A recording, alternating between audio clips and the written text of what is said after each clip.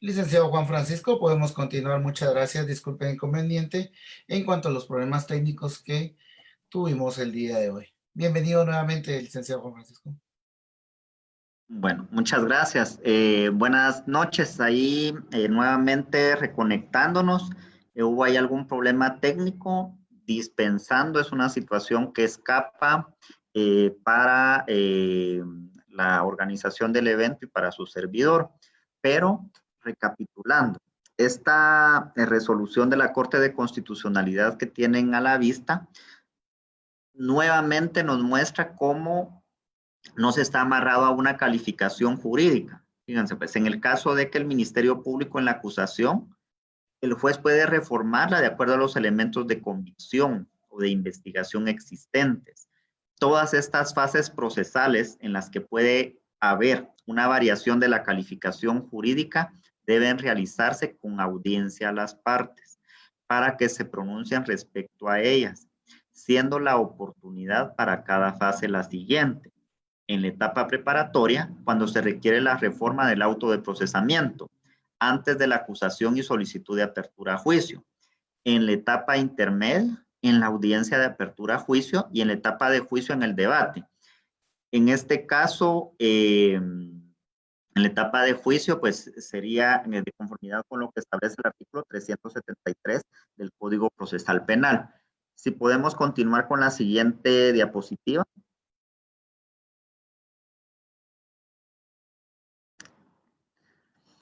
Que de la misma manera, esta sentencia es un poquitito más viejita, pero establece en cuanto a que la oportunidad procesal en la que el ente investigador solicitó su modificación, por lo que el citado juez en auto de fecha 24 de agosto del 2006, el cual constituye el acto reclamado, accedió a esa petición, fundamentándose en ello en que la relación fáctica contenida tanto en dicho requerimiento y su modificación son congruentes. Fíjense con la intimación que se efectuó al procesado durante la etapa de investigación.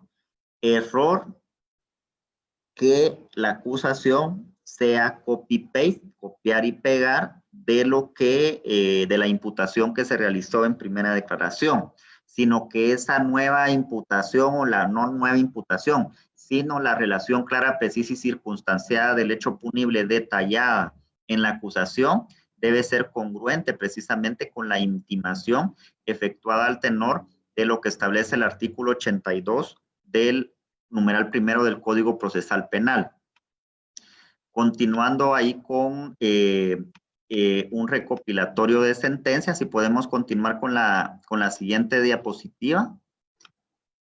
Fíjense, este es un fallo del año 2008. En atención a lo anterior, esta Corte advierte que la autoridad impugnada, al resolver peticiones que le formuló el ente investigador mediante el acto señalado como agraviante, actuó con base en las facultades que confieren los artículos 203 constitucional, 341 y 342 del Código Procesal Penal, pues tal como quedó apuntado, dichas normas autorizan para que el juez de la causa admita la acusación y su respectiva modificación. Fíjense, puede modificarse. Y el Ministerio Público tiene derecho de formular y la autoridad precitada la facultad de admitir o rechazar al emitir el auto de apertura a juicio con base en el principio de juez natural, sin que con ello se vulnere el derecho y el principio jurídico señalados por el postulante, por lo cual no existe agravio susceptible de ser reparado por la vía de amparo. Para no aburrirlos tanto, fíjense que les quiero dejar una tarea, que esto es más allá que estar presentes en esta actividad. Hay una sentencia que la voy a ubicar por acá por mi equipo de cómputo, que es del año 2016 y es de un caso que a muchos les va a sonar conocido. Es en el caso de donde la víctima fue Cristina Ciecaviza, independientemente de la concepción, de la idea que tengamos de qué ocurrió, con el respeto a la memoria de ella y de a todos los que están interviniendo en el proceso penal. Hay una sentencia que es del 15 de febrero del año 2017 y yo quisiera que anotaran el número de sentencia, no la tengo ahí en la diapositiva. Es un expediente con número 1289 del 2016. 1289 del 2016. Aquí pueden observar ustedes una situación particular y que es y que en este caso aplica, es una sentencia en la que la Corte de Constitucionalidad hace relación a modificaciones que hizo la Fiscalía de la acusación en la audiencia de la etapa intermedia, con fundamento en los artículos 340 y 342 del Código Procesal Penal.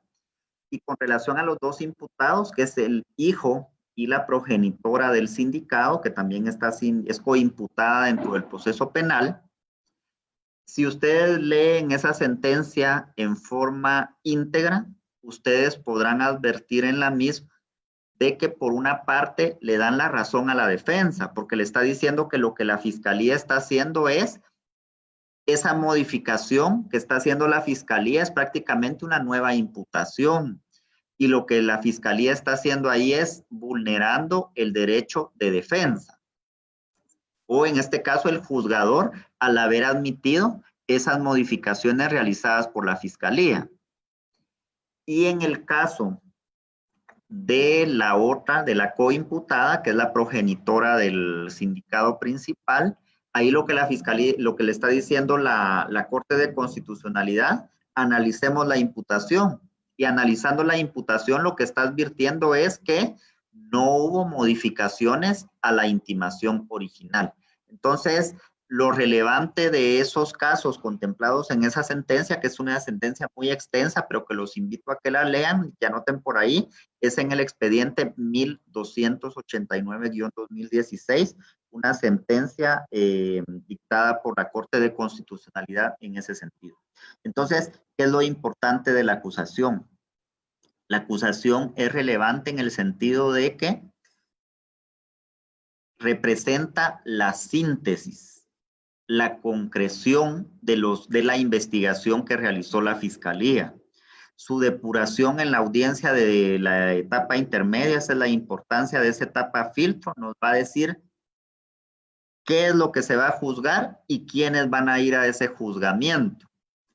La relevancia también es de que esa relación clara, precisa y circunstanciada del hecho punible no debe apartarse de las circunstancias de tiempo, modo y lugar imputadas en la audiencia de primera declaración. Y lo que debemos de comprender es que no nos debemos de amarrar a una calificación jurídica. La calificación jurídica puede variar. En ese sentido, es lo que puedo abordar ahorita del tema de la acusación en este momento. Quiero agradecer muchísimo por la invitación, porque lo que esperaríamos es, bueno, nos va a venir a enseñar a hacer una acusación. Yo creo que los abogados profesionales que nos acompañan son expertos en verificar cuáles son los requisitos que contempla el artículo 332 bis, que debe de contemplar toda acusación. En el caso de las defensas, pues saben muy bien de qué manera o cuáles son los aspectos que deben advertir con el propósito de atacar la tesis acusatoria, y en ese caso debe estar fundamentada en la teoría que tengan del caso. Y en el caso de los juzgadores, pues ni qué hablar. Y en el caso de los estudiantes, ahí en las propias aulas universitarias y en la propia práctica vamos a ir conociendo.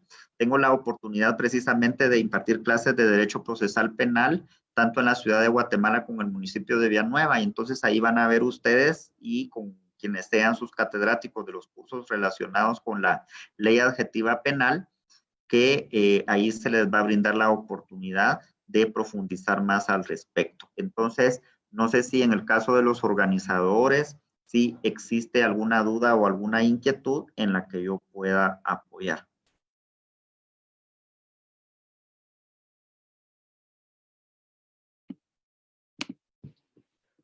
Muy buenas noches, licenciado Juan Francisco. Te saluda el licenciado Lester Flores. Un gusto saludarte. Siempre es un placer contar con tu presencia en este tipo de actividades. En este espacio es que daremos inicio al segmento de preguntas y respuestas, de las cuales nos han estado llegando a nuestra bandeja de entrada, tanto de Facebook como de Zoom.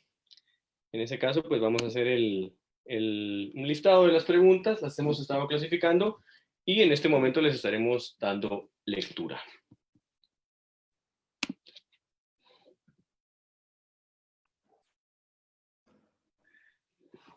Dentro de las preguntas, nos hace Eric Efraín Duarte Rivera. En el caso de encontrar otro tipo penal distinto por cual se procesó al imputado, cuando ya ha avanzado ese procesamiento, ¿qué acción es la prudente para llevar un solo debate?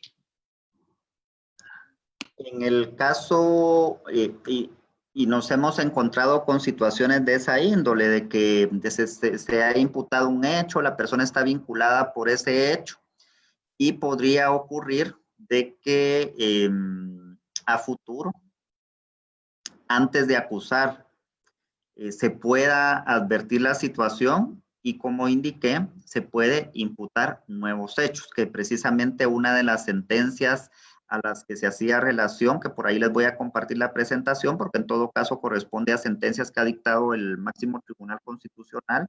Si los organizadores las tienen por ahí, pues la pueden compartir a quienes han estado presentes en la conferencia. Ahora bien, ¿qué puede ocurrir si, por ejemplo, ya se abrió a juicio y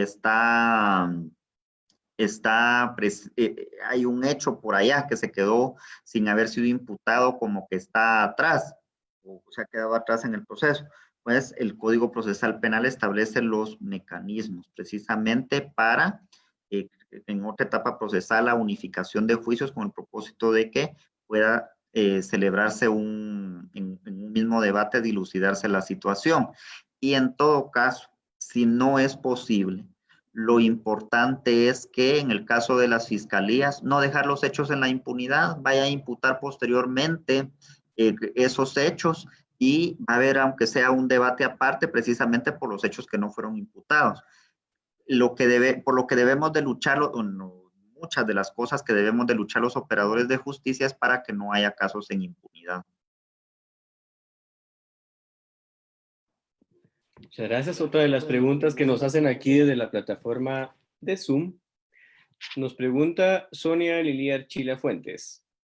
¿Qué opinión le merece sobre la implementación de la oralización y registro tecnológico de la investigación que sustentan la acusación? Maravilloso utilizar las herramientas tecnológicas. Precisamente en tiempos de COVID, creo que estamos haciendo ejercicio de muchas situaciones, cómo implementar el teletrabajo, el avance en las investigaciones utilizando las herramientas tecnológicas, las unidades de análisis que existen. En este caso, el Ministerio Público cuenta con la Dirección de Análisis Criminal, precisamente para analizar esos expedientes, utilizan las herramientas tecnológicas. En lo que debemos de avanzar es en el tema de cómo también los expedientes que se presenten en los tribunales sean digitalizados, aunque existen etapas procesales en los que sería casi imposible. En la etapa de juicio, o sea, no se me ocurre en este momento de qué manera un abogado podría verificar la autenticidad de un documento, realizar una protesta respecto de un documento aportado a un debate, si acaso no tiene a la vista el original. Entonces, el análisis y el estudio de esto debe ser profundo, dependiendo de la etapa procesal y dependiendo del elemento precisamente que se desee presentar. Para darle participación a nuestros amigos de Facebook, nos llega a nuestra bandeja de entrada la siguiente pregunta. ¿Qué efectos tiene en el debate la situación de que en la primera declaración el Ministerio Público intima un hecho que al presentar en la acusación varían los mismos?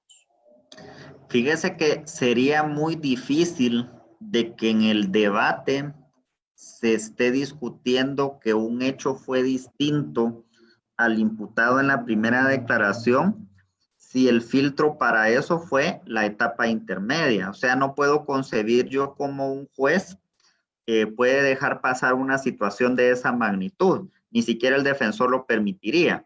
Precisamente una de las preguntas que pude ver aquí en la bandeja de Zoom decía, bueno, ¿y por qué la Fiscalía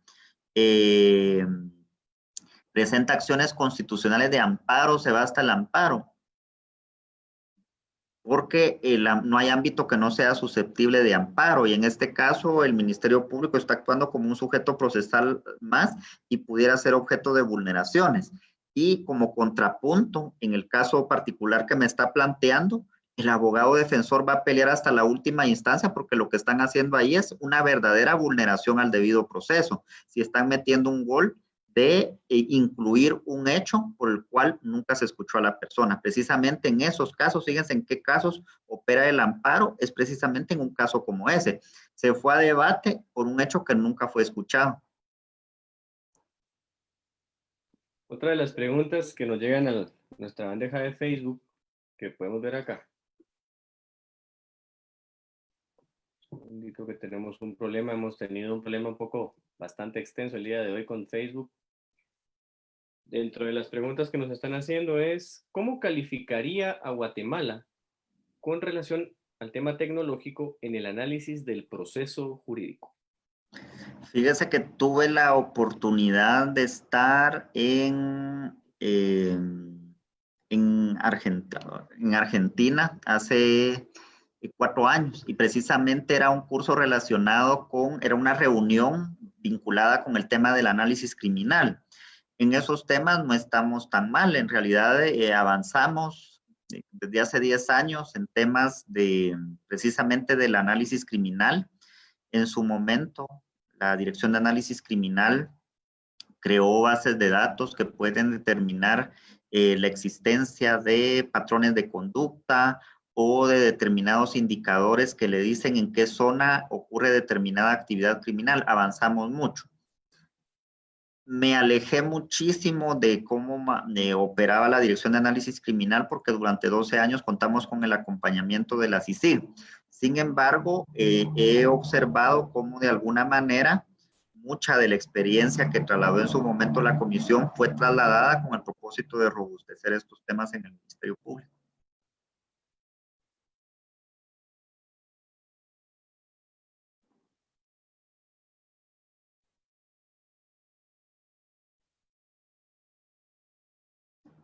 No sé si hay más preguntas por ahí. Sí, entre las preguntas que tenemos acá, en lo que es en la plataforma de Zoom, ¿qué sugerencia puede darnos a los abogados defensores que en gran medida nos es negada la utilización de peritos y consultores sobre la justificación que es el INASIF quien tiene esa facultad? Bueno, fíjense que yo he sido muy crítico con el tema de que solo en el INASIF está la ciencia. Porque existen áreas que no cubre el INASIF y la ciencia crece cada día y el instituto es una institución nacional y muchas veces no tiene presupuestos para realizar determinados peritajes. El tema es si precisamente la aportación de esa peritación se dio cumpliendo los parámetros que establecen los artículos 225, 230 y 230 del Código Procesal Penal en cuanto a la determinación de los temas que serán objeto del peritaje, cumplir con todos esos requisitos. He advertido en algunas oportunidades de que se quiere incorporar como peritaje hasta en el ofrecimiento de prueba. Fíjense, se dice peritaje tal y tal, pero se desconoce cuáles son los objetos de la peritación. Entonces hay de casos a casos. Con el tema de consultores técnicos, no sé en qué tribunales ocurre eso. En los casos en que he estado aquí, por lo menos en la ciudad de Guatemala, en todos los casos ha sido posible la incorporación de consultores técnicos, que es una herramienta muy importante. Hay casos en los que la expertise sobre la cual versa el caso precisamente requiere de que los sujetos procesales, en este caso las partes, sean auxiliados de consultores técnicos. La verdad, no he visto casos en particular en ese sentido. Nos preguntan acá en nuestra plataforma también de Zoom, nos pregunta Gerson Hernández. Buenas noches, ¿qué opinión le merece la ley de aceptación de cargos? Si bien es cierto, no es algo que se relacione con el tema de la acusación, en su momento critiqué mucho esa ley que bueno, ya pasó por su proceso constitucional. Y es que en realidad no se trata aquí de que yo gané un caso, porque no es de ganar casos, el tema aquí es de justicia. Y es injustificable de que una persona que no ha aportado nada al proceso penal resulte premiado. Entonces, en ese sentido es que yo no atacaba la ley, pero critiqué mucho la ley. existe en la ley contra la delincuencia organizada una figura que es del colaborador eficaz, criticadísima como ustedes quieran, pero precisamente la colaboración es por virtud de que la persona proporciona información. En la ley de aceptación de cargos, si ha sido criticada la figura del colaborador, imagínense la ley de aceptación de cargos, se estaba premiando a verdaderos criminales confesos y no tenía nada más de investigación. Sí, acepto el hecho. ¿Y qué obtuvimos para la averiguación de la verdad? Nada. Entonces, es una de las críticas. Quizá en este momento no traigo en mente porque en realidad elaboré un documento técnico que en su momento puedo compartir de los contras que tengo en contra de esa iniciativa que presentaron en su momento, fue aprobada y que de momento se encuentra suspendida. También acá dentro de las preguntas que nos llegan a nuestra bandeja de Facebook, podemos encontrar una pregunta del licenciado Fausto Reyes. ¿Podría explicarnos con fundamento serio a qué se debe que el ente ministerial del Estado considere a las personas sometidas a proceso penal como un dato estadístico, cuando no obstante saber que su investigación es deficiente, pudiendo requerir el sobreseimiento y no lo hace? Y plantea un requerimiento de acusación haciendo omiso el principio de objetividad, que le manda incluso a poder requerir en favor del imputado. Y esta actitud vuelve y la replica en el juicio o debate, en el cual la defensa ha demostrado documental, testimonial y pericialmente la inexistencia del delito. Y principalmente en el debate se ha hecho emerger la duda razonada a favor del imputado, pues en la mayoría de casos la defensa también logra en debate demostrar la manipulación de información y no requiere en su alegato final o conclusivo sentencias de carácter absolutorio, para que realmente se respete el velar por la correcta aplicación de las leyes en el país. Sé que es un poquito larga la pregunta, pero Fíjese que no es tan, o sea, me parece atinada pero no es pregunta, sino que yo no voy a responder por lo que hagan todos los fiscales del Ministerio Público, ni le voy a decir que es una práctica general. Quizá ha tenido el respetable abogado malas experiencias, pero en todo caso, si no, es que la fiscalía, sí, la fiscalía, pero está el control del juez. Si el juez abrió a juicio un caso es porque el juez se convenció de que existía la probabilidad de que esos hechos podían ser demostrados en debate oral y público. Y si, como él dice, no es que la defensa haya demostrado, es que el material probatorio fue el que le dio el soporte al tribunal de sentencia en su momento para indicar de que precisamente el hecho y la participación del sindicado existía o no. Entonces, más que yo le pudiera fundamentar de que si es un dato estadístico o no, dependiendo, porque dentro del proceso penal, cada una de las personas les asisten derechos. Lógicamente, en su informe anual, por ejemplo, que brinda el fiscal general en mayo de cada año, no puede personalizar o decir cada persona que fue procesada, sino que ahí tiene que presentar resultados, números y estadísticas. Pero para efectos del proceso penal, creo que la base precisamente de que avancemos no solo como sociedad, en lo particular dentro de un proceso penal, es que cada uno de los sujetos procesales respetemos el papel de la contraparte. No me van a venir a mí a escuchar de que voy a ofender al abogado defensor que estuvo ayer, aunque aún tengamos opiniones contrapuestas. Les voy a venir a hablar de que, es que qué mediocre los abogados defensores o qué mediocre los fiscales. Lo que les voy a decir es que la base para que tengamos procesos más robustos es precisamente que cada uno comprendamos cuál es el rol que le corresponde a la contraparte. Otra de las preguntas que tenemos acá en lo que es la plataforma de Zoom es, en la plataforma fáctica por la cual se acusa, ¿es pertinente incluir frases que dijeron las partes? Sí y no, ¿y qué considera o por qué? Si es oportuno o no, bueno, es que va a depender del caso concreto, depende de su redacción y depende también del contexto en el que se esté dando su imputación.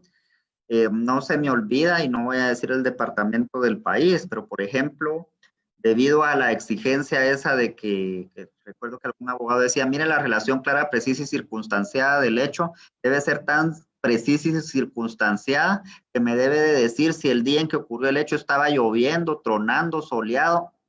a esos niveles, entonces creo que esa es una exageración. O me recuerdo en una fiscalía me contaron una anécdota, y con las disculpas que merecen todo el público, que como parte, estaba imputando una violación y como parte de la imputación se incluyó la onomatopeya del ruido que hacía la cama en la que estaban realizando el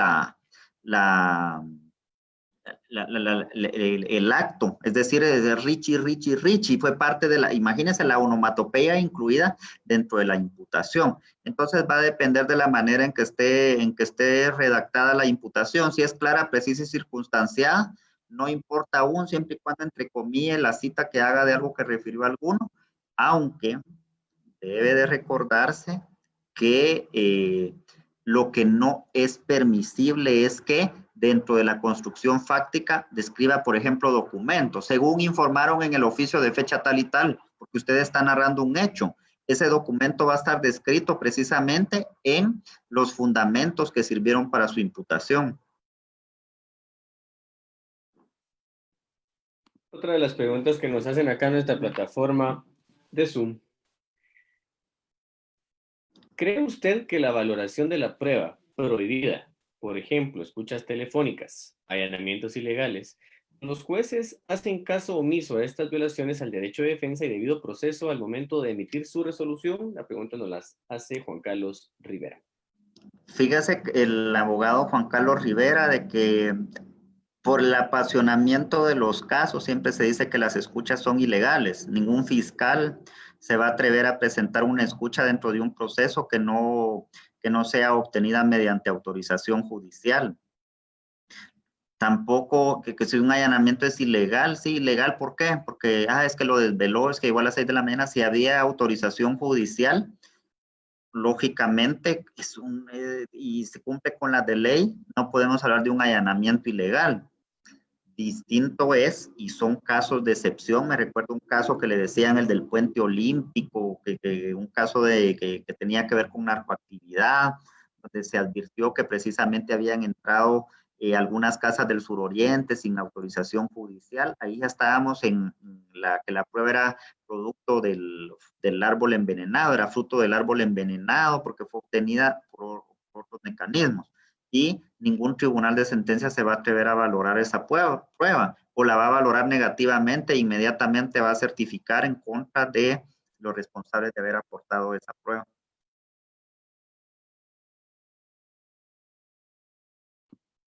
Otra de las preguntas que nos llegan acá.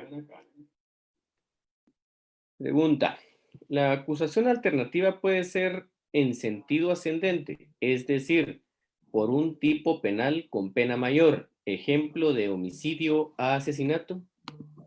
Es que fíjese que por lógica, hay una sentencia de la Corte Interamericana de Derechos Humanos, o hay sentencias, casos Fermín Ramírez y otras sentencias que no corresponden solo a Guatemala, pero la acusación alternativa que tanto critico no la he utilizado por ese motivo. Si usted no puede probar el hecho menor, si usted tiene inclusive duda de que pueda demostrar el hecho menor, ¿cómo va a demostrar el hecho mayor? Entonces, por simple lógica, inclusive la elaboración debe ser a la inversa.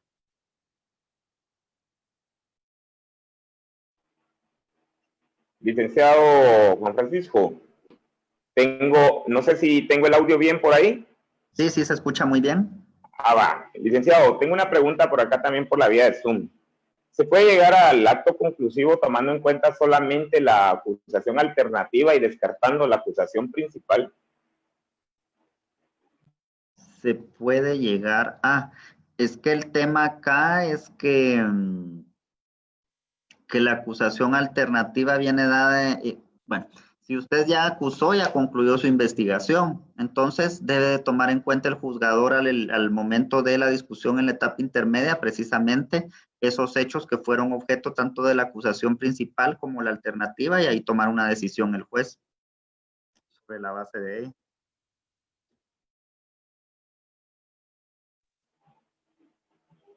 Tenemos otra pregunta por acá, licenciado. En el momento objetivo de llegar a decidir la acusación íntimamente, el Ministerio Público toma en cuenta los elementos que también en la investigación aportó la defensa para llegar a ese momento y decidir si se acusa o se mira alguna vía alternativa de resolución del caso. Bueno, se debe de tomar en cuenta todos los elementos, tanto los de cargo como los de descargo. Es imperativo legal, el artículo 309 del Código Procesal Penal nos obliga a la Ley Orgánica del Ministerio Público. Ahora bien, una salida alternativa va a depender del caso concreto, de la figura que esté imputada, si el caso acaso permite una medida desjudicializadora, si el caso acaso lo que permite es la aplicación de un procedimiento específico, que podría ser, por ejemplo, el abreviado, y en el caso también de que la razonabilidad del abogado defensor al hacer la petición en realidad viabilice algún beneficio para la persona de quien está defendiendo derechos, si acaso eso alcanza para algún sustitutivo penal. Entonces esa situación va a depender del caso concreto y debe de tomarse en consideración qué elementos aportó la defensa. No necesariamente practicaron la fiscalía porque va a presentar una tesis en la que todos sus elementos de cargo, pero me presentó la defensa 2 de descargo, pero entonces ahí está destruyendo su acusación, ¿no? Al contrario, acoja a los fiscalía los elementos para que eso le permita a la defensa solventar su tesis acusatoria, no porque necesariamente sean parte del soporte de su acusación. Muchas gracias, licenciado. Nos indica el licenciado William Campos, muy generalizada la pregunta, ¿cuál es su opinión en cuanto a la prisión preventiva en Guatemala? Mire, tan bonito que se volvió el debate de la prisión preventiva en Guatemala, de verdad, a partir de que determinados personajes llegaron a prisión preventiva. Antes del 2015, ¿quién se preocupaba por las cárceles de la miseria? Hasta que llegó don X, don Y. Entonces, es interesante de que a raíz de que la justicia llegó a determinadas personas nos empecemos a cuestionar si acaso la medida de coerción personal de prisión preventiva acaso no es exagerada, si el tema de nuestro sistema penitenciario está abandonado. Entonces, más que lo que yo pueda opinar de la prisión preventiva, es el hecho de que ahora ya es objeto de discusión en el ámbito del proceso penal, no como antes del 2015, que todo el mundo se hacía el ojo con ese tema. Muy acertada su respuesta y créame que me causó un poquito de gracia porque tiene mucha razón en el momento histórico. Licenciado, nos preguntan también, yo tengo una opinión muy particular, pero la pregunta está para dirigirse. ¿Cabe la renuncia de un delito de violencia contra la mujer en la audiencia de etapa intermedia? Renuncia, fíjese que el renuncia... ¿No renuncia de quién? Si, por ejemplo, fíjese lo delicado que es la denuncia. El proceso penal, fíjese que tiene las características es de que la persecución penal por delitos de acción pública es irrenunciable e irretractable. Y es que si la víctima desiste, si existe otros elementos, porque la fiscalía no creo que acuse solo con la declaración de la persona de la víctima, que es el crimen más denunciado, y entiendo el sentido de la ley contra el femicidio y otras formas de violencia contra la mujer. Pero si la fiscalía solo tiene la declaración de la persona, no tiene nada. Si tiene otros elementos de investigación y además la declaración de la víctima, pero la víctima no quiere continuar, es un delito de acción pública. La fiscalía debe de continuar, es irrenunciable e irretractable el proceso penal. Distinto es el tema de discusión de que si la fiscalía únicamente cuenta con la declaración de la víctima, veamos qué es lo que va a pasar allá en el tribunal de sentencia. Y también otro elemento, fíjense, por eso es interesantísimo, por eso no se puede generalizar en una pregunta. ¿Qué ocurre? Hay casos en los que ocurre de que por despecho, ¿verdad? El tema de los novios, las parejas, es una situación que de lo sentimental parte a tener consecuencias en el ámbito del proceso penal. Pero en muchas ocasiones hay denuncias que no, prácticamente por ese tipo de temas. Pero existen otros muchísimos casos y quienes son expertos en temas de género y en temas de la mujer lo sabrán de mejor manera, esos desistimientos ocurren a raíz de amenazas o de otro tipo de coacción. En ese sentido, hay que ver cada caso particular. Gracias, licenciado. El tema es la acusación, pero tenemos otra pregunta por acá.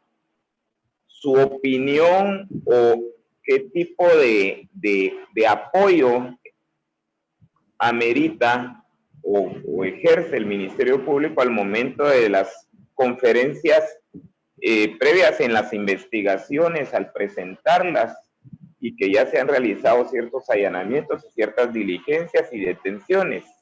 ¿Cuál es su opinión en cuanto a las conferencias de prensa y utilizar los medios de comunicación para partir o iniciar una investigación? Bueno, aquí hay dos situaciones distintas. Una es el Ministerio Público, de conformidad con lo que establece el artículo 7 del Código Procesal Penal, debe informar a la población de qué está haciendo. Si hay, fíjense que hubo un ejercicio cuando decían, bueno, entonces el Ministerio Público por la prensa está litigando. Bueno, lo que hemos hecho es informar del resultado de determinado operativo. Resulta de que hubo 1000 allanamientos en determinada comunidad. ¿Y qué pasó? Y el rumor, qué daño el que provoca. Me recuerdo en alguna oportunidad en que dijimos, no informemos, ya van a ver qué caos el que se va a provocar. Entonces todo el mundo andaba adivinando, andaba creando historias, mitos. Entonces el deber es informar sin vulnerar el derecho de inocencia. Como contrapartida está la otra situación que es totalmente distinta. Dice, bueno, y si del Ministerio Público denuncia algo que sale en la prensa, pues el artículo 289 del Código Procesal Penal establece que el Ministerio Público tiene la obligación de investigar cualquier situación que se dé, fíjense, que a cualquier información que tenga y que pueda demostrarse por cualquier vía fehaciente. Me recuerdo el caso del tema de los cheques de Taiwán. El periódico en el año 2004 sacó una nota de prensa y precisamente el expresidente fue a decir allá en los Estados Unidos y a reconocer su responsabilidad por haberse quedado con fondos producto de una donación. Entonces, precisamente eso es solo en la génesis de alguna investigación. Me recuerdo cuando en el año 2013, la exfiscal general Claudia Paz y Paz me dijo, mira, salió esta nota en el vespertino La Hora. Hay una sentencia condenatoria por temas de corrupción en el sistema penitenciario. En ese sentido, si esa es la noticia criminal, el Ministerio Público tiene la obligación de realizar investigación. Eso no significa que necesariamente lo que un medio de comunicación publique sea una verdad a ciegas o implique ya una sentencia condenatoria. Ya. Licenciado, aquí el licenciado Herrera nos pregunta, ¿considera un error sustancial en la acusación la equivocación de nombre o lugar de crimen y que no sea advertido en audiencia intermedia y llegar así hasta debate? Imagínese si no lo advirtió ni el defensor, si no lo advirtió el juez, si no lo advirtió la fiscalía, no es un error, sino es un horror. No sé si se ha dado en alguna oportunidad.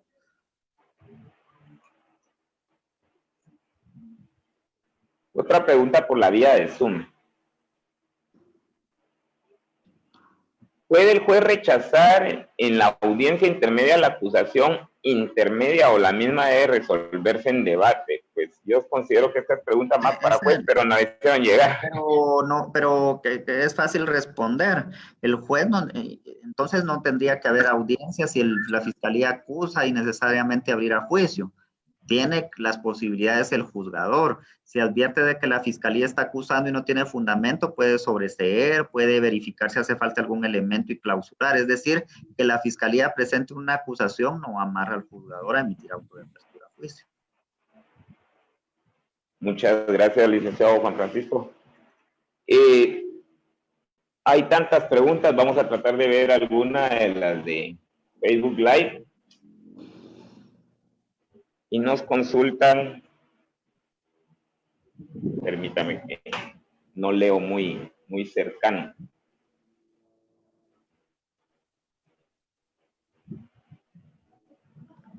Al momento de la acusación, ¿existe alguna responsabilidad administrativa cuando los hechos, no obstante haberse advertido de que van a discutirse y hay medios de convicción contrarios a lo que está planteando en sus hechos de la acusación el Ministerio Público, y llegarse a debate, hacer funcionar al aparato de justicia innecesariamente con una condena absolutoria, hay responsabilidad para el fiscal o en su caso el investigador.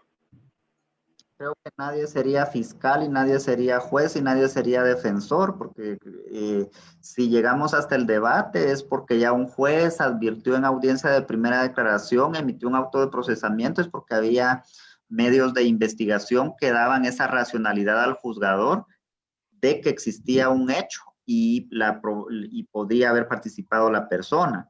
Si se emitió auto de apertura a juicio es porque se le dijo que era probable.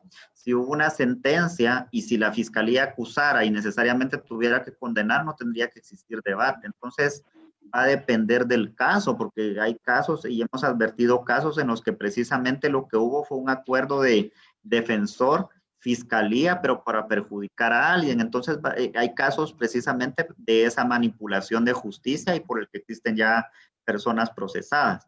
Pero hay situaciones que han sido planteadas de que de verdad sería, imagínense cuántos jueces han pasado, cuántos abogados han pasado, cuántos fiscales han pasado, entonces sería un supergolazo olímpico de campeonato mundial. Entonces, y nadie se atrevería. Si yo como fiscal llego con la convicción de que todo lo que voy a tener va a ser obtener sentencia condenatoria para seguir con mi trabajo, ningún fiscal existiría. Exacto. Licenciado, el licenciado José Alfredo Rosa nos hace una consulta. Si tiene conocimiento usted de investigaciones y persecución por las famosas talachas que se dan dentro del sistema carcelario nacional. Ojalá existieran. Miren que por ahí veo que está conectado un juez, el estimado juez Gálvez, y él lo ha dicho en audiencias cuando fundamenta sus resoluciones y es público cuando dice, miren ustedes, en el sistema penitenciario de verdad, algún día se llegará a limpiar, porque en realidad hay tantas situaciones, no voy a decir del director actual, porque sería una total irresponsabilidad decir, es que él es el responsable de todo, pero ha sido una situación histórica recurrente del sistema penitenciario. Entonces, desconozco si existe alguna en específico en ese sentido.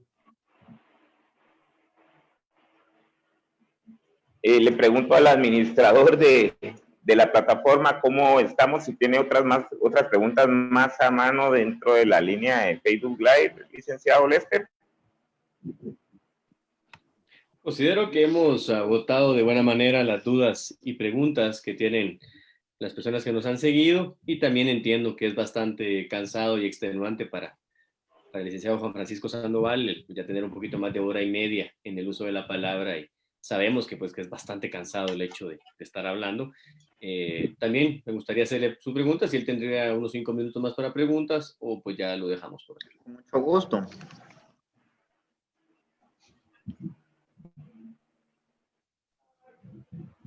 Muchas gracias, licenciado. Vamos a consultar aquí en línea qué otras preguntas tenemos. Además de felicitaciones múltiples a su persona,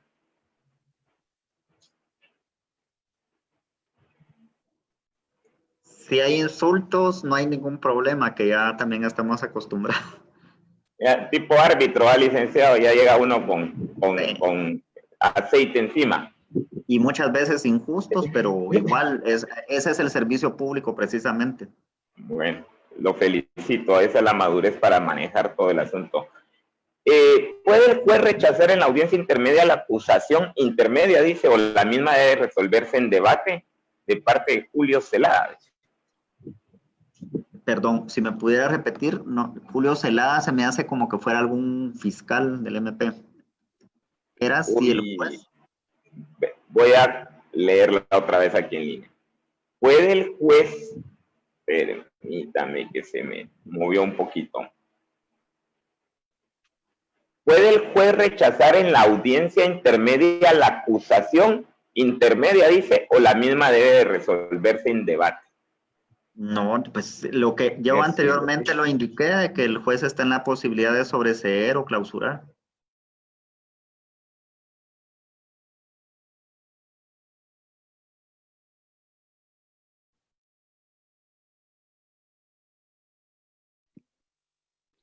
Una pregunta que nos parece interesante acá podría ser la que nos hace Mario Rojas. ¿Qué opinión le merece la prisión provisional? Fíjese que la prisión provisional no está regulada legalmente. Entonces, ¿qué opinión me merece? Una, que se debe de regularizar la situación y que en muchas ocasiones se ha aplicado y se han invocado, porque no todo eso, no todo está en el Código Procesal Penal, invocando inclusive normativas siempre que respete los derechos humanos y también integrada con el tema de la imposibilidad material que tienen algunos órganos jurisdiccionales o la propia petición de las defensas. Fíjense que quienes litigamos en mayor riesgo advertimos una situación. Existen muchos procesos en los que es tal el volumen de información en la que en la mayoría de ocasiones los propios abogados defensores son los que piden reprogramaciones de audiencias. Y va a depender de cada caso particular en la medida de que se pueda garantizar la presencia física del imputado en el proceso.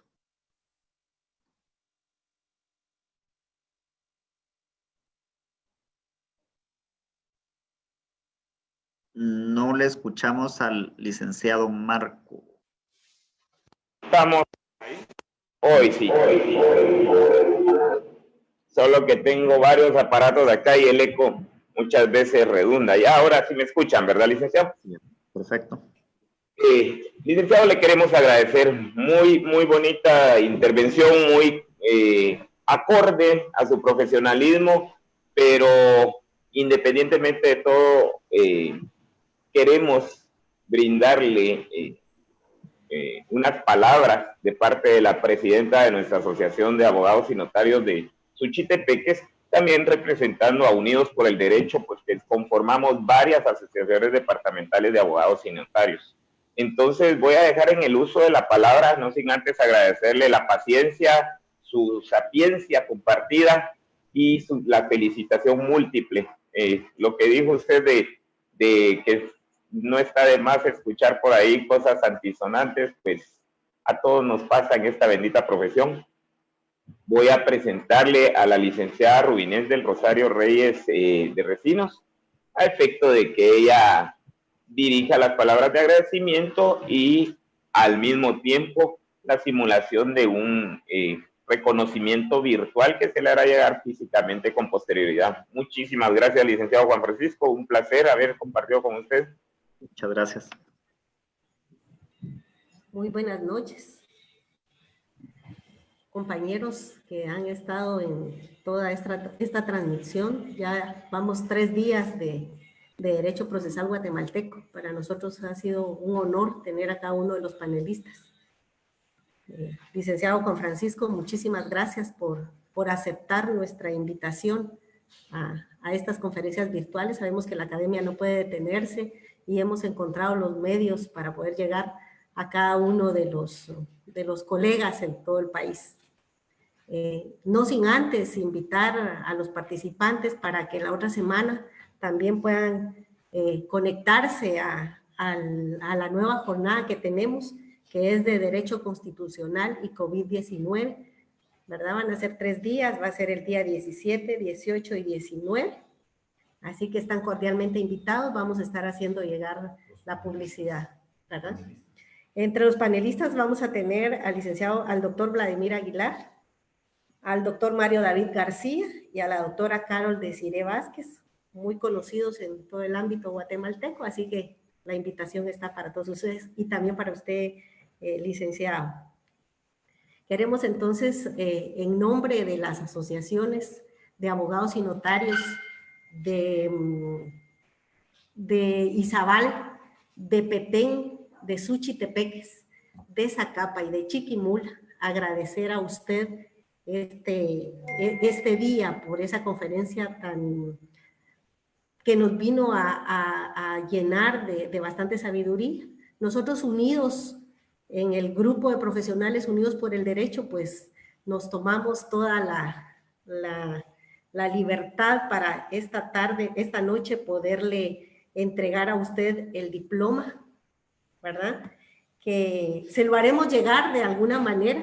Hubiéramos querido que fuera en persona, pero a veces eso se nos dificulta ahora más porque no podemos ni siquiera abrazarnos, pero lo voy a leer a continuación y dice: la agrupación Unidos por el Derecho, con apoyo de asociaciones departamentales de abogados y notarios, otorgan el presente diploma al fiscal Juan Francisco Sandoval Alfaro por su excelente disertación en la conferencia titulada La acusación, con una duración de 2 horas. Después siguen las firmas de cada uno de los presidentes de la asociación, ¿verdad, Lic? Esperamos entonces que este pequeño reconocimiento pueda usted de alguna manera agregarlo a tantos que ha de tener en su currículum, pero esperando que no sea ni la primera ni la última vez que usted pueda acompañarnos en estas actividades. Hemos tenido el honor de escucharlo personalmente, ¿verdad? Y nos quedamos con esa misma satisfacción, igual como nos hemos quedado con los panelistas anteriores, muy llenos de entusiasmo para seguir adelante organizando estos eventos. Que tenga una muy buena noche. Y colegas, a todos los que están todavía conectados, muchísimas gracias por acompañarnos y ser parte de este equipo. Los esperamos entonces la otra semana, miércoles, jueves y viernes, con nuestra jornada de Derecho Constitucional y COVID-19. Muchas gracias. Muchas gracias.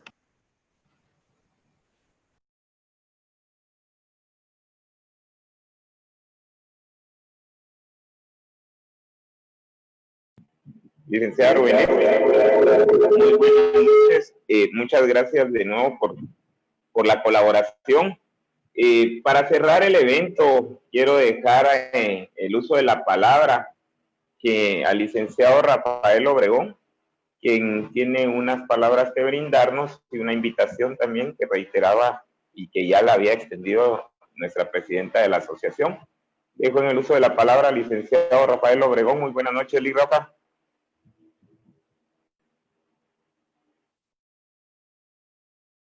Buenas noches. No sé si me escuchan, Lic Maco. Sí, Lic Rafa, solo la cámara, no te vemos. Ok. Me dirás.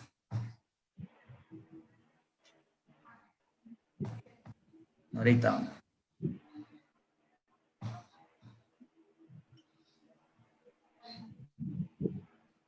Ahí. Dame más. Sí. Sí, solo se mira mi foto.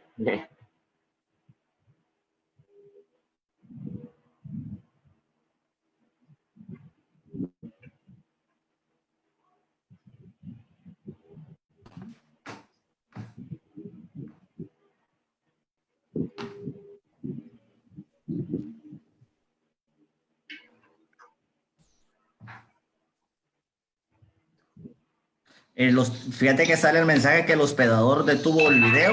Ahí. Vamos a pedirle, licenciado Lester, no sé si nos puede hacer favor de habilitar el video. Si él lo pudiera activar. Ahí es. Inicio video. No, pero aquí.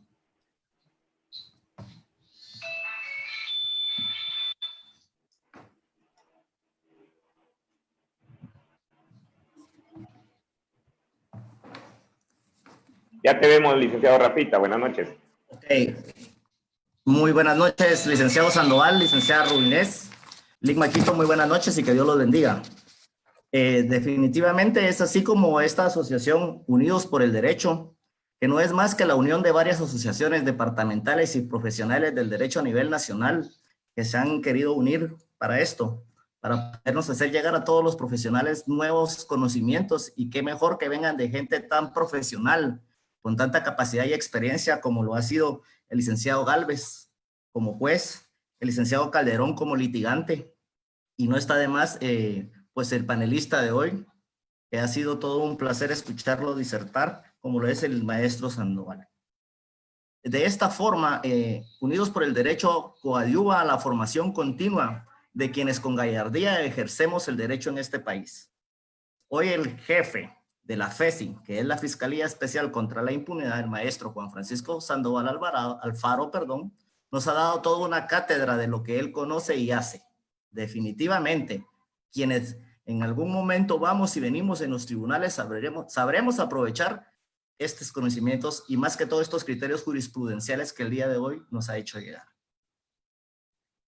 En algún momento, de la mejor forma, las experiencias hoy compartidas por el maestro, a quien agradecemos y reiteramos el agradecimiento de parte de Unidos por el Derecho, el gesto de nutrirnos más en el vasto conocimiento del derecho procesal penal guatemalteco, que debe ser nuestra brújula, definitivamente en el desarrollo de la profesión. Mil gracias a nuestro conferencista y a los que lo antecedieron, a los organizadores de esta actividad y a quienes con su participación en esta conferencia virtual nos han demostrado que existe el interés de ser cada vez mejores para servir a quienes se ponen en nuestras manos para defender su libertad, su vida o su patrimonio. Unidos por el Derecho les hace una invitación para la jornada de Derecho Constitucional, como ya lo dijo la licenciada Rubínez, que se dará inicio el día miércoles 17, jueves 18 y viernes 19 a partir de las 18 horas. Para que nuestro gremio siga compartiendo saberes e impregnando de sabiduría el caminar de quienes ejercemos esta noble profesión de la abogacía. Así que yo de todo corazón le doy muchas gracias a Unidos por el Derecho y mi felicitación para el panelista de hoy, muy acorde y atinado toda su presentación, por lo que a partir de este momento creo que se termina la transmisión y se les desea la mejor de las noches, reiterando la invitación para la siguiente semana. Muchas gracias. Gracias, buenas noches.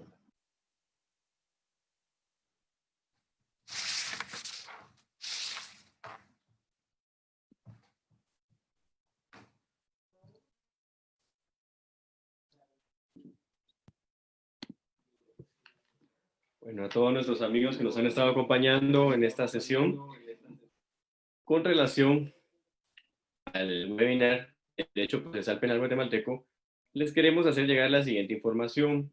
Nos han comentado que han tenido ciertos inconvenientes con relación a la asistencia, los cuales se van a estar solventando.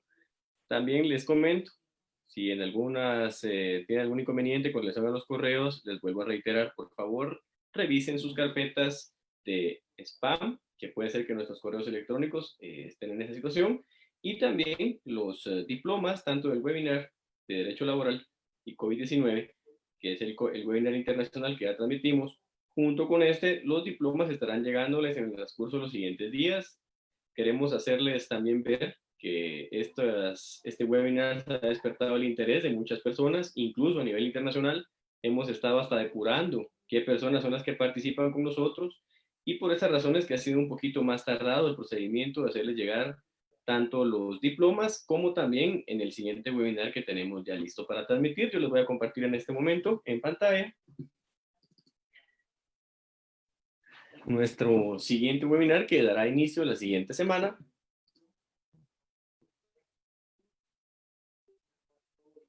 En la cual nos estarán acompañando el doctor Vladimir Aguilar con el tema El amparo contra la arbitrariedad.